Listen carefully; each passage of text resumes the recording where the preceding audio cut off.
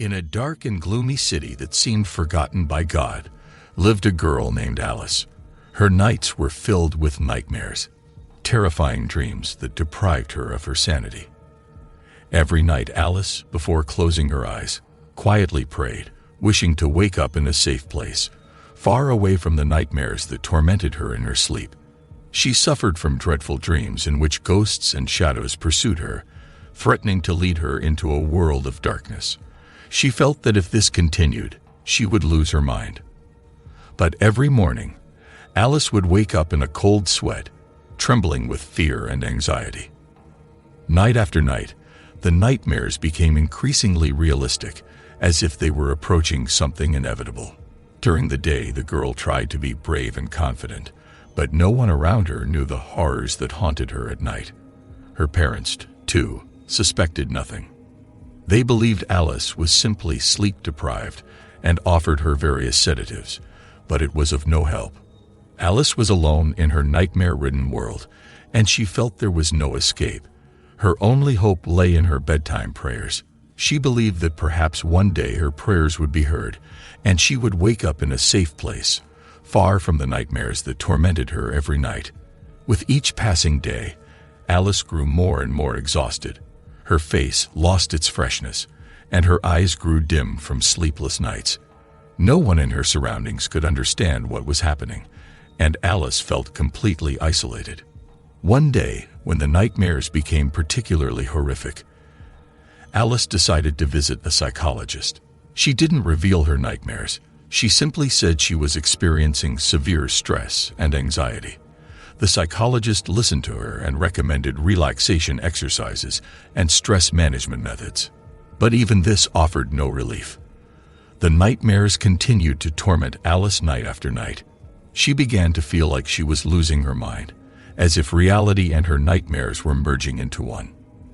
At some point, Alice even stopped being sure she was waking up in the real world after each nightmare. It seemed to her that she was trapped in this dark and terrifying world, with no way out. Alice felt her mind slipping into the darkness, and she couldn't find her way back.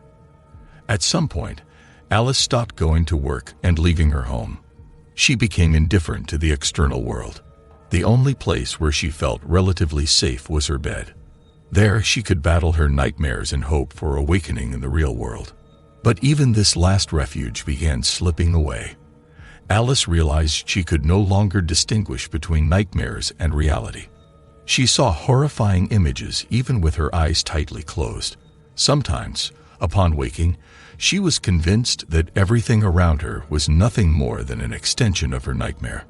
Friends and family were in despair.